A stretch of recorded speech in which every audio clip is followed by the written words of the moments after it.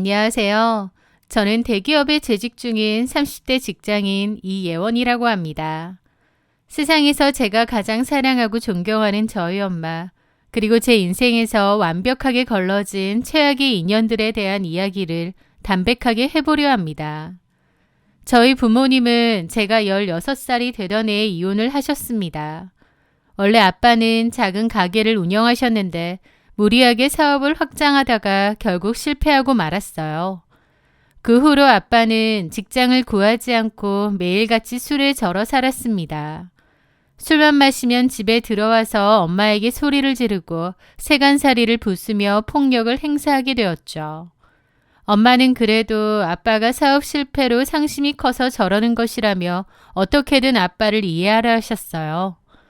그래도 가족인데 불쌍하다는 이유로 그 모진 세월을 꾹꾹 참아내신 거죠.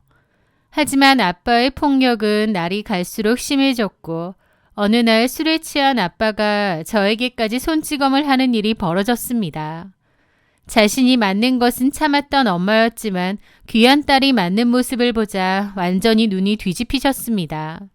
엄마는 그날부로 미련 없이 아빠와 서류를 정리하고 이혼을 감행하셨거든요. 그렇게 엄마는 제 손을 꼭 잡고 연고도 없는 서울로 올라오셨습니다. 저희 모녀가 처음 자리 잡은 곳은 볕도 잘 들지 않는 낡은 반지하 단칸방이었어요. 엄마는 저를 굶기지 않기 위해 닥치는 대로 일을 하셨죠. 낮에는 식당 주방에서 종일 서서 일하시고 밤에 파김치가 되어 돌아와서도 쉬지 않고 인형 눈붙이기나 봉투 접기 같은 부업을 하셨습니다. 엄마는 한 식당에서 3년 넘게 성실하게 일을 하셨는데 아쉽게도 그 식당이 사정상 문을 닫게 되었습니다. 당장 생계가 막막해진 엄마는 다른 일자리를 알아보시다가 아는 지인 아주머니의 소개로 꽤 규모가 큰 2층짜리 갈비탕집에 취업하게 되셨어요. 페이도 괜찮고 집에서 거리도 가까워 처음에는 다행이라고 생각했습니다.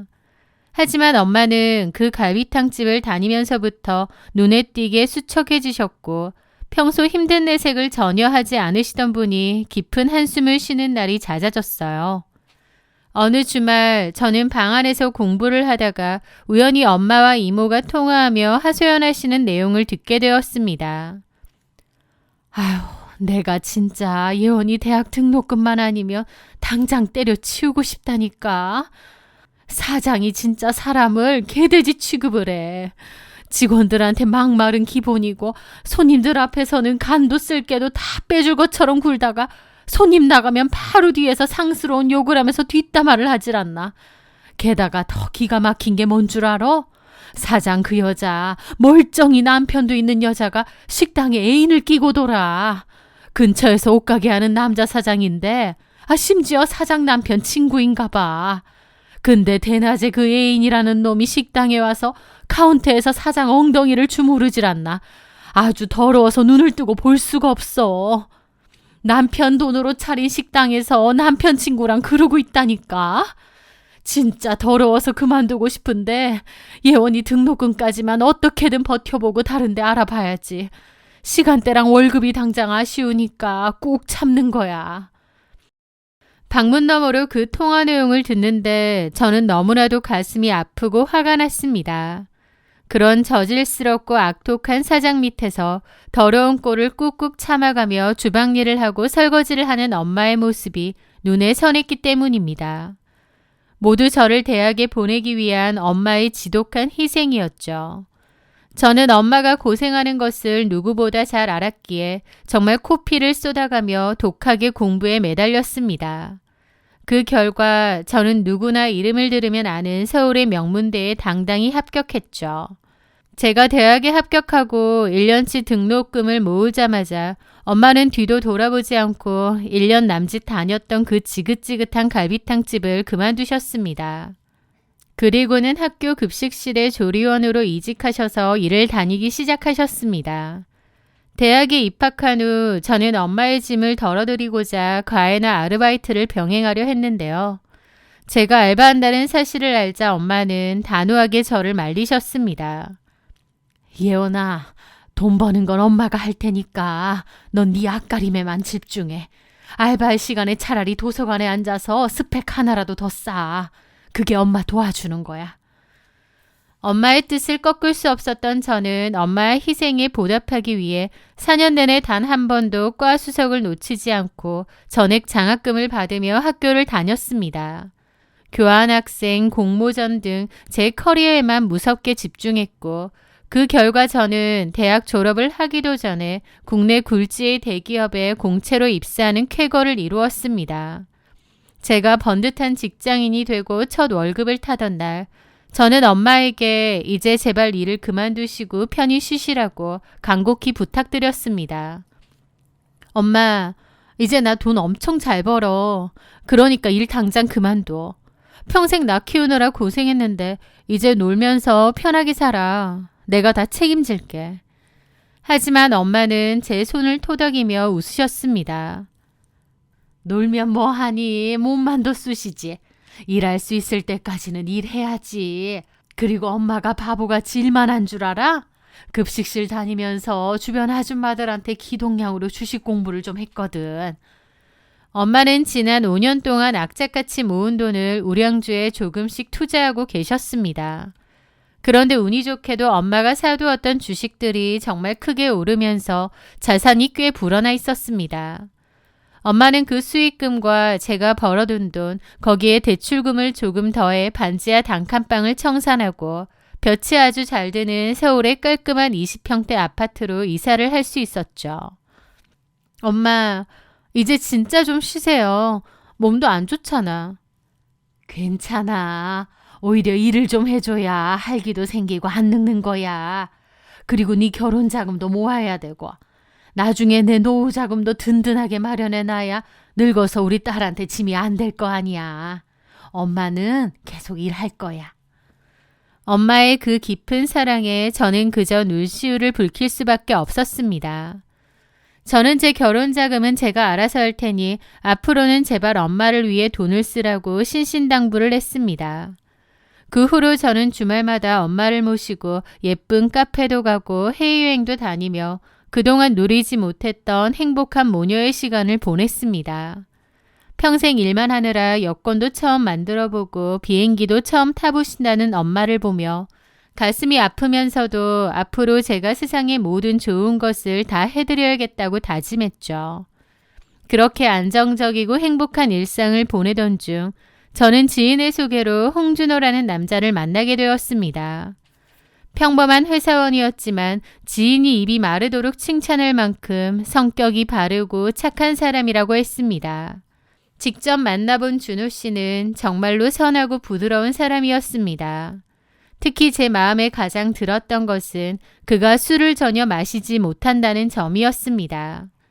어릴 적 술에 취해 폭력을 휘두르던 아빠에 대한 트라우마가 깊었던 저에게 술 안 마시고 착하고 온화한 남자는 언제나 확고한 이상형 1순위였어요. 준호 씨는 저의 그런 기준에 완벽하게 부합하는 사람이었고 저희는 자연스럽게 호감을 느끼며 연인으로 발전했습니다. 준호와의 연애는 참 평온했습니다. 큰 다툼도 없었고 늘 저를 배려해주는 준호 덕분에 저는 참 많은 위로를 받았죠. 연애를 시작하고 얼마 지나지 않아 준호는 자기 부모님께 제 이야기를 했다며 몹시 들떠서 말했습니다. 예원아, 우리 엄마 아빠가 네 얘기 듣고 엄청 좋아하셔. 너 명문대 수석 졸업에 대기업 다닌다고 했더니 그런 똑똑하고 훌륭한 아가씨가 어디 있냐면서 당장 데려오라고 난리시더라고. 저를 좋게 봐주신다니 다행이더라고요.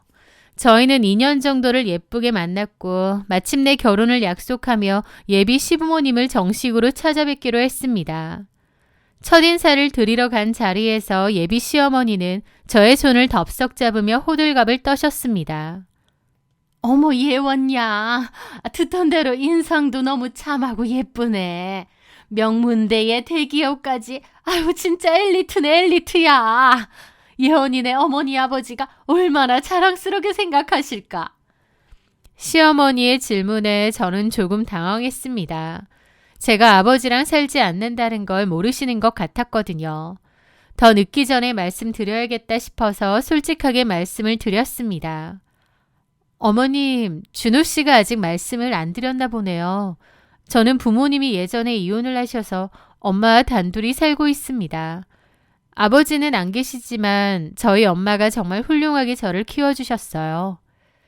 제 입에서 이혼과 홀어머니라는 단어가 나오는 순간 화기애애했던 시어머니의 표정이 미세하게 굳어지는 것을 보았습니다. 순간 분위기가 약간 어색해졌지만 시어머니는 이내 어색한 미소를 지으며 수습을 하셨습니다. 아, 그래? 요즘 뭐 이혼이 흠도 아니고 엄마 혼자서 저렇게 똑똑한 딸을 대기업까지 보냈으니 참 훌륭하시네. 아, 괜찮아. 요즘 세상에 그게 무슨 대수라고. 말로 꺼내지는 않으셨지만 내심 탐탁지 않아 하시는 눈치였습니다. 그래도 겉으로는 이해해 주시니 감사하다고 생각하며 첫 인사 자리를 무사히 마쳤습니다. 그런데 그로부터 며칠 뒤 준호와 데이트를 하다가 우연히 그의 핸드폰 화면에 떠있는 카톡 메시지를 보게 되었습니다. 준호가 화장실에 간 사이 테이블 위에 놓인 핸드폰 화면이 밝아졌는데 예비 시어머니가 보낸 메시지였습니다. 준호야, 넌 걔 이혼 가정인 거 왜 미리 말 안 했어? 아빠 없이 홀어머니 밑에서 자란 애들은 어딘가 꼬여있고 결핍 있어서 별론데.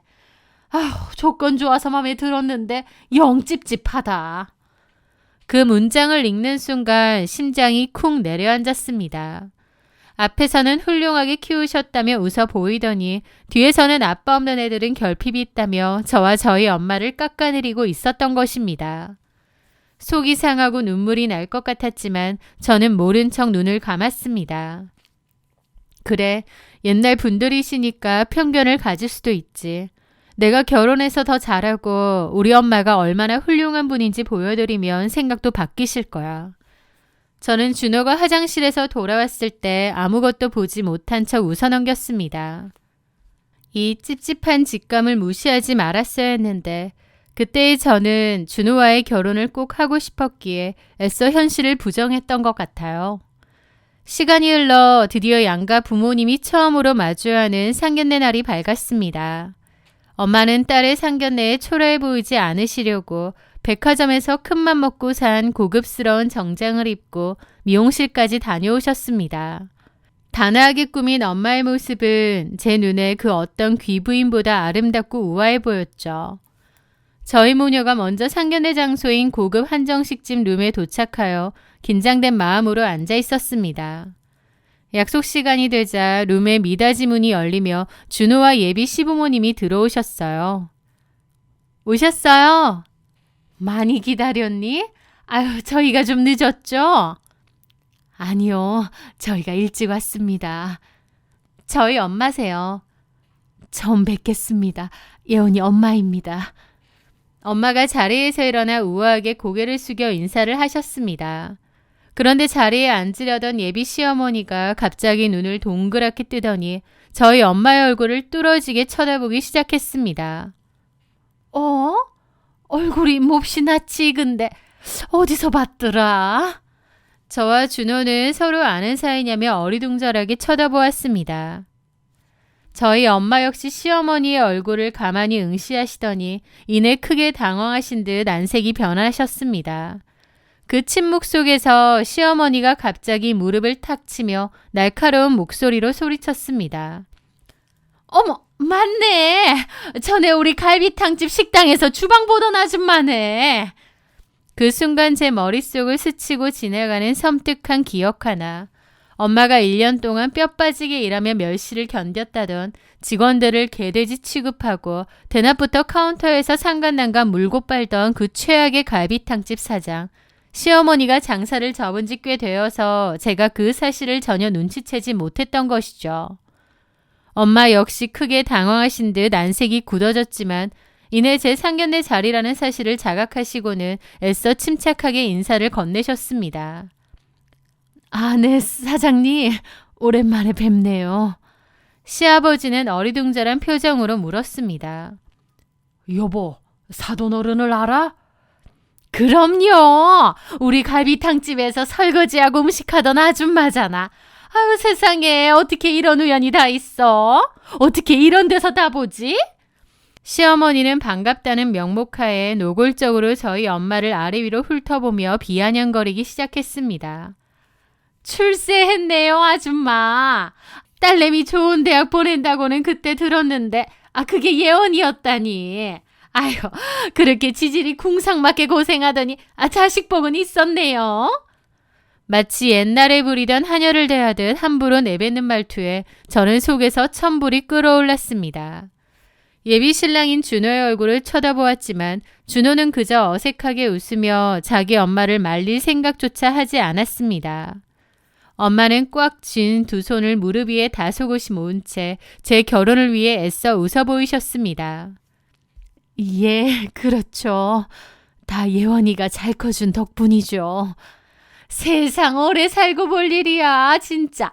어떻게 이렇게 다 만나? 그것도 사돈지간으로. 참. 아니, 나는 그때 사장이다 보니 직원들이랑은 밥도 같이 안 먹었거든. 근데 이제는 나랑 이렇게 마주 앉아서 겸상도 다 하네요, 아줌마. 아이고, 이제 아줌마라고 하면 안 되나? 시어머니 입에서 나온 그 천박한 소리에 시아버지조차 눈살을 찌푸리셨습니다. 여보, 사돈 어른 될 분한테 말이 좀 지나치잖아. 그만해. 내가 뭘 어쨌다고 지나쳐요. 옛날 주방 아줌마 오랜만에 만나서 너무 반가워서 그러지. 안 그래요, 아줌마? 자, 사돈 어른. 입에 영 안 붙네. 아줌마가 입에 더 붙어. 예비 시어머니의 몰상식하고 무례한 행동에 저는 당장이라도 테이블을 엎고 식당을 나가고 싶었습니다. 하지만 엄마 앞에서 안 좋은 꼴을 보이기 그래서 일단 참고 나중에 남친에게 얘기를 해서 그냥 조용히 끝내야겠다 싶더라고요. 그렇게 입술을 꽉 깨물며 분노를 사귀고 있는데 코스 요리가 나오면서 시어머니의 막말은 점점 더 선을 넘기 시작했습니다.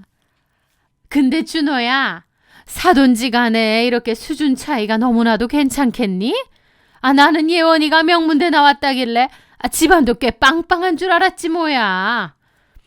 시어머니는 젓가락을 식탁 위에 탁 소리나게 내려놓으며 저를 똑바로 쳐다보셨습니다. 내가 우리 예원이는 똑 부러져서 참 좋게 봤는데 사돈 수준을 보니까 솔직히 이 결혼 다시 생각해야 되는 게 아닌가 싶네. 아무리 그래도 그렇지 서로 격이 좀 안 맞지 않나? 저는 너무 놀라 눈을 커다랗게 떴습니다. 어머니, 말씀이 너무... 아이고, 농담이야, 농담. 내가 직설적이라 농담을 좀 세게 해. 예원이가 지금 잘 됐고 싹싹하니까 내가 다 눈 감아주고 봐줄게. 시어머니는 농담이라는 변명으로 사람을 철저하게 짓밟고 있었습니다. 그러더니 기어코 뇌를 거치지 않은 망언을 쏟아내더라고요. 참, 아줌마, 사돈. 예전에도 손맛은 꽤 좋았던 걸로 기억하는데 그럼 앞으로 우리 집에 솜씨 좀 발휘해서 밑반찬 좀 해다 줘요. 그리고 마침 조만간 김장철이기도 하니까 시간 내서 우리 집에 와서 김치도 좀 담가주고 그래. 예전 주방 이모들 솜씨 중에 그래도 예원 엄마가 제일 쓸만했거든. 사돈끼리 그래줄 수 있죠? 그 말을 듣는 순간 제 머릿속에서 팽팽하게 당겨져 있던 인내심의 끈이 툭 하고 끊어져 버렸습니다. 참고 조용히 끝내려고 했는데 도저히 안 되겠더라고요. 저희 엄마를 대놓고 깔아뭉개는 꼴을 더는 지켜볼 수 없었습니다. 저는 의자를 거칠게 뒤로 빼며 자리에서 벌떡 일어났습니다. 어머니, 말씀이 너무 무례하시네요. 듣기 거북할 정도입니다. 저희 엄마가 예전에 어머님 식당에서 일한 건 맞는데 직원으로서 열심히 일하셨어요. 이런 식으로 비아냥거리는 말씀 들을 이유 없는데요? 제 말의 순간 루만에 싸늘한 정적이 내려앉았습니다. 놀란 준호가 제 팔목을 잡으려 했습니다. 예원아, 갑자기 왜 그래? 참아, 우리 엄마가 그냥 옛날 생각나서 편하게 하신 말씀이잖아. 편하게? 넌 지금 저게 편한 걸로 보여? 어머니, 저희 엄마가 어머님 반찬을 대체 왜 해드려야 되죠? 아니, 쟤 왜 혼자 발끈하고 난리야? 얘 준호야, 이 결혼 없단 일로 해라. 쟤 자격지심 보통이 아니다. 내가 뭘 했다고 저 혼자 난리야? 엄마! 저는 준호의 손을 차갑게 뿌리치고 시어머니를 똑바로 노려보았습니다. 자격지심? 어머니, 아니 결혼 파토났으니 어머님이라고 할 필요도 없겠네요. 홍준호 어머니, 수준 차이라고 하셨죠? 네, 맞네요. 이런 교양 없고 천박한 집안이랑은 저희 집 수준이 안 맞아서 저도 이 결혼 안 되겠네요. 그만하겠습니다. 제가 폭탄 선언을 하자 시아버지는 크게 당황하셨고 시어머니의 얼굴은 분노로 불그락 푸르락해졌습니다. 엄마, 일어나. 미안해요. 이런 데서 시간 낭비하지 말고 가자. 제가 엄마의 가방을 챙겨들자 시어머니가 테이블을 주먹으로 내리치며 악을 썼습니다. 기가 막혀서. 야, 홍준호, 쟤 지금 뭐라니? 내가 틀린 말 했어? 시어머니는 특유의 앙칼진 목소리로 저를 향해 삿대질을 해댔습니다. 아유, 진짜 이래서 가정교육이 무서운 거야. 애비 없이 자란 티를 이렇게 중요한 상견례 자리에서 대놓고 내다니. 네 애미가 그렇게 가르치디? 애비 없이 자란 티. 그 단어가 시어머니의 입 밖으로 튀어나오는 순간 쩔쩔매시던 저희 엄마의 고개가 번쩍 들렸습니다. 자신이 무시당하는 것은 딸을 위해 참을 수 있었지만 귀한 딸이 모욕당하는 것은 엄마의 영린을 건드린 것이었으니까요.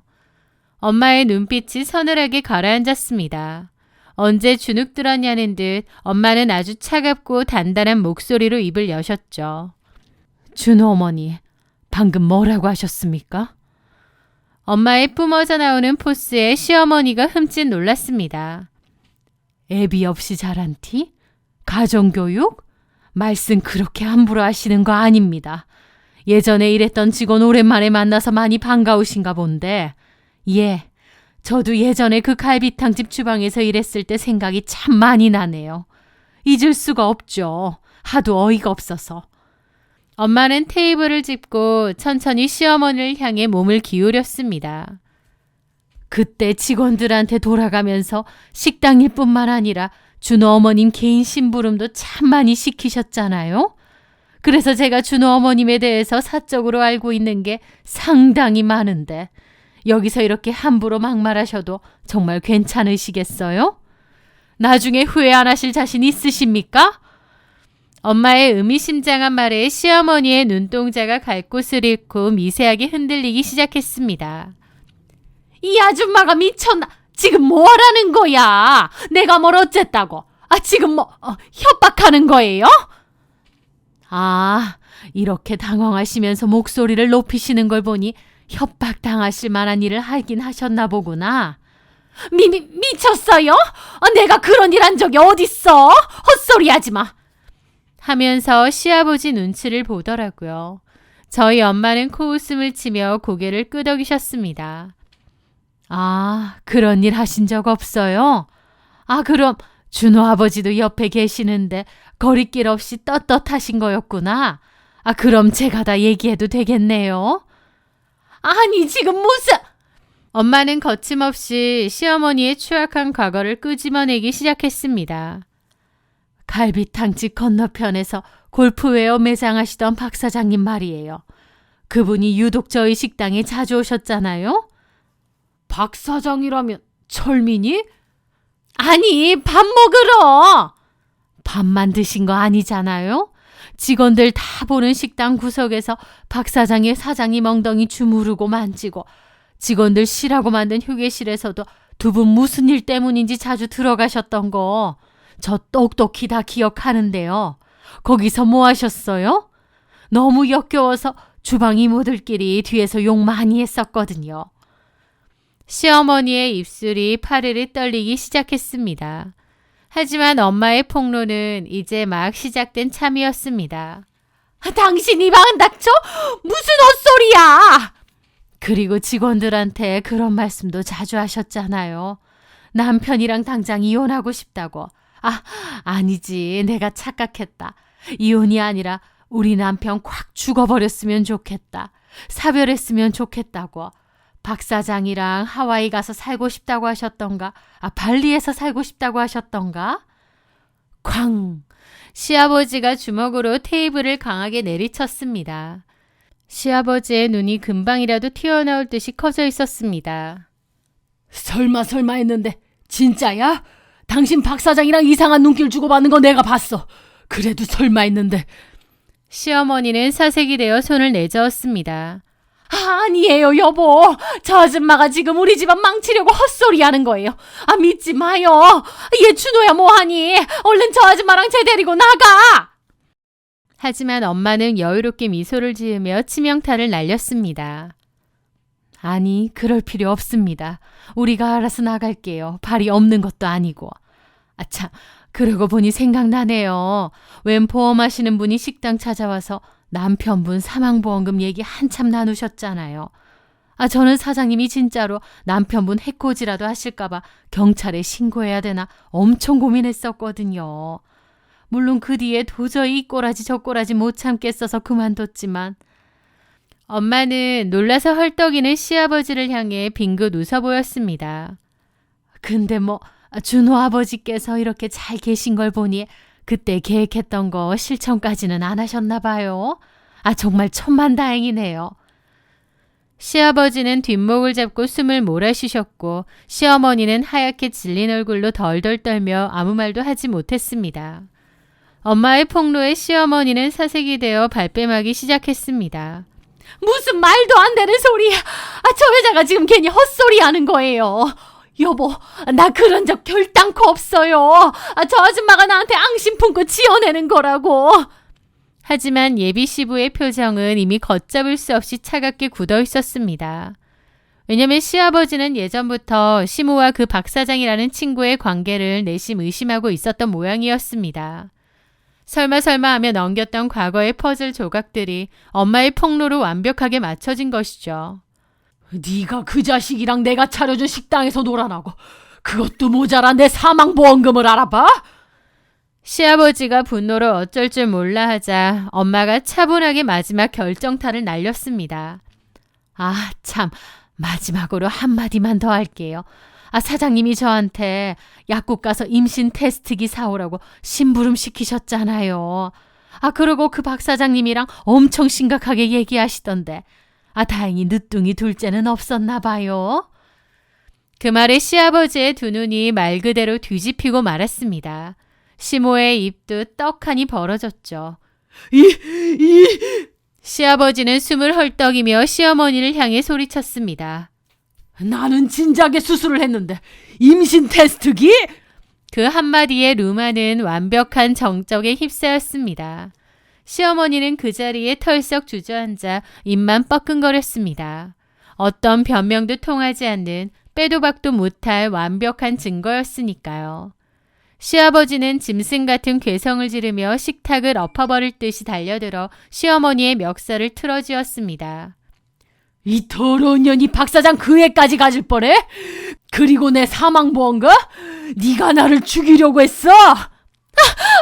여보, 살려줘요. 아니에요, 아니라고요. 준호가 놀라서 사색이 된 얼굴로 아빠를 뜯어말리기 시작했습니다. 아빠, 진정하세요. 일단 집에서 얘기해요. 네? 루마는 순식간에 깨진 그릇과 고함 소리가 뒤엉킨 쑥대밭이 되었습니다. 저는 그 난장판 속에서 조용히 엄마 손을 잡았습니다. 엄마, 우리 이제 가자. 엄마도 고개를 끄덕이셨고 저희 모녀는 서로 멱살을 잡고 나뒹구는 시부모와 그들을 말리는 준호를 뒤로 한 채 미련 없이 식당을 빠져나왔습니다. 밖으로 나오니 시원한 바람이 불어왔습니다.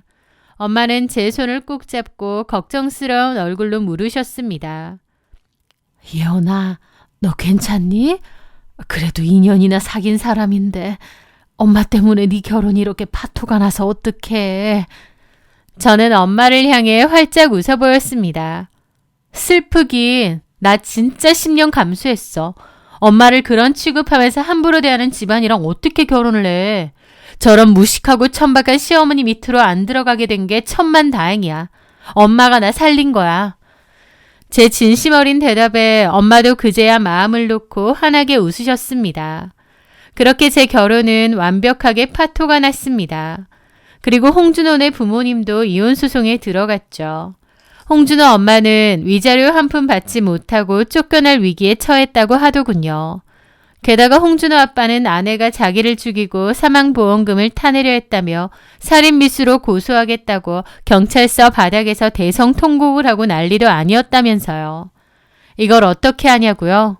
어느 날 늦은 밤 제 핸드폰으로 전화가 걸려왔거든요. 바로 홍준호였습니다. 받지 않으려다 마지막으로 할 말은 해야겠다 싶어 전화를 받았더니 저한테 엄청 따지더라고요. 자기 부모님 이혼하려 한다고. 다 저 때문이라고요. 야, 이혜원, 네가 어떻게 나한테 이럴 수가 있어? 너 때문에 우리 엄마 아빠 어떻게 된 줄 알아? 수화기 너머로 들려오는 준호의 목소리는 잔뜩 혀가 꼬여 있었습니다. 술을 전혀 입에도 대지 못한다더니 웬걸 술에 잔뜩 취했더군요. 우리 엄마가 실수 좀 한 거 가지고 그걸 상견례 자리에서 다 까발려서 우리 집안을 이렇게 박살을 내나? 네가 그러고도 무사할 줄 알아, 이 나쁜 년아? 저는 헛웃음이 나왔습니다. 실수? 외도하고 남편 사망보험금 노린 게 실수니? 그리고 너 술 한 잔도 못한다더니 지금 술 먹고 주사 부리는 거야? 뭐? 내가 술 좀 마신 게 어때서? 너 진짜 그따위로 살지 마. 애비 없이 자란 티내냐? 본성이 튀어나오자 그 역시 자기 엄마와 똑같은 수준의 막말을 쏟아냈습니다. 저는 차갑게 대꾸했습니다. 와, 너 참 네 엄마 똑 닮았구나. 2년 동안 술 못 마시는 착한 척 연기하느라 고생 많았다. 나한테 애비 없이 자란 티내냐고 했지? 나도 얘기해줄게. 너 그따위 애미 밑에서 자란 티나. 이제 평생 그렇게 너랑 똑 닮은 니네 엄마랑 붙어서 살아라. 저는 통화 종료 버튼을 누르고 미련 없이 그의 번호를 차단했습니다. 술은 입에도 못 대고 성격이 온순하다던 제 이상형은 자기 엄마의 피를 그대로 물려받은 최악의 인간이었습니다. 만약 상견례 자리에서 시어머니가 저희 엄마를 알아보지 못했다면 어땠을까요? 저는 겉모습에 속아 저런 끔찍한 사기꾼 집안에 제 발로 걸어 들어갔을 겁니다. 과거에 엄마가 겪었던 고생과 희생, 그리고 반지하 단칸방에서 악착같이 버텨왔던 엄마와 저의 시간들, 그 모든 험난했던 시간들이 결국 저를 지켜주기 위한 단단한 방패가 되어주었다고 생각합니다. 저는 홍준호와 파혼한 뒤 어느 때보다 평화롭고 여유로운 일상을 보내고 있습니다. 결혼이라는 건 신중해야 되니까 앞으로 어떤 느낌이나 단편적인 시선으로만 상대방을 따지지 않으려 해요. 그리고 상대방 부모의 학력이나 재산이 아니라 인품이 어떤지 꼭 봐야겠다는 생각이 듭니다. 물론 정말 사랑하거나 이 사람 아니면 안 될 것 같다는 정도가 아니면 결혼 안 하고 그냥 엄마랑 살 생각도 있어요. 앞으로 저를 위해 평생을 헌신하신 엄마에게 모든 것을 보답하며 세상에서 가장 행복한 모녀로 살아갈 거거든요. 엄마가 예전에 저한테 그랬듯 앞으로는 제가 엄마를 잘 보살피며 살려고 합니다. 제 이야기를 끝까지 들어주셔서 진심으로 감사합니다.